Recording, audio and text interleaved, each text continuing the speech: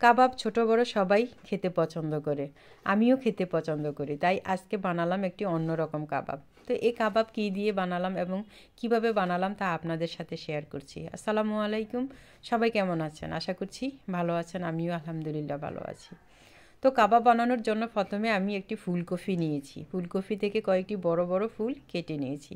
তারপরে এই ফুলগুলিকে আমি ধুয়ে একটি গ্রেটারের সাহায্যে গ্রেট করে নিয়েছি।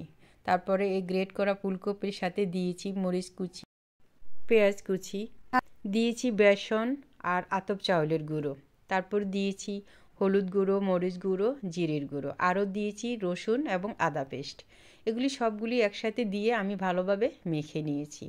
এগুলি মাখানোর পরে সর্বশেষ আমি ধনিয়া কুচি দিয়ে আবারও একটু মেখে নিয়েছি। তারপর আমি এগুলিকে কাবাবের শেপে বানিয়ে নিয়েছি।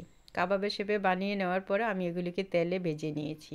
তো চুলাতে আমি আগেই একটি কড়াই বসিয়ে রেখেছি। এটা গরম হয়ে গেলে আমি এক এক করে এগুলি ডুবো তেলে দিয়ে দিব। তারপর এপিট ওপিট করে ভেজে নিব।